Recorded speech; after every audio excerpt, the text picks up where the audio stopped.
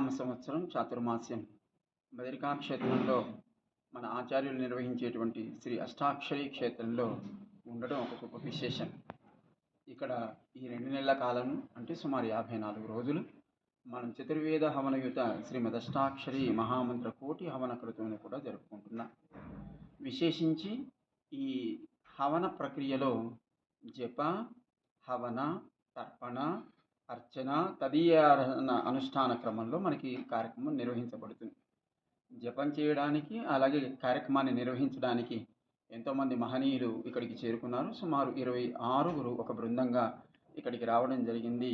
వారు ఈ కార్యక్రమాన్ని జప, హవన, తర్పణ, అర్చన, తదీయారాధనలతో చక్కగా నిర్వహిస్తున్నారు. ఆ వచ్చిన బృందంలో మనకి మహానుభావులైనటువంటి శ్రీమాన్ సుధన్వాచార్య స్వామి వారు కూడా చేరి ఉండడం విశేషం.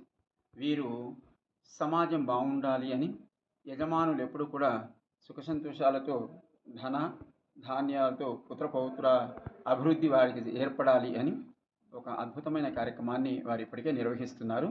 శ్రీ సుదర్శన నరసింహ యాగ శ్రీ సునాయాసం అని సంక్షిప్త నామం.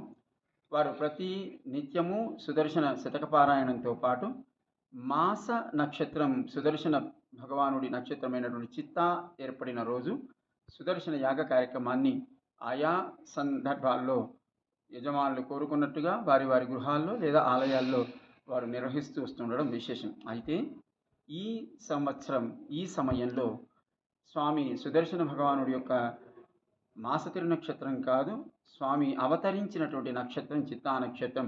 వారు బద్రికాశ్రమంలో ఈ కార్యక్రమంలో ఉండడగా ఏర్పడడం విశేషం.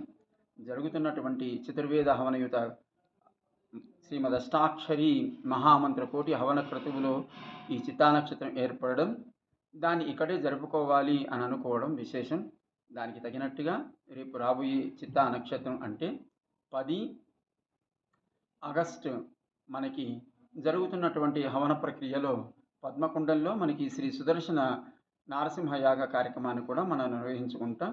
దాన్ని చక్కగా అందరూ వీక్షించి తరించవలసిందిగా మంగళాశాసనం చేస్తూ జై శ్రీమన్నారాయణ.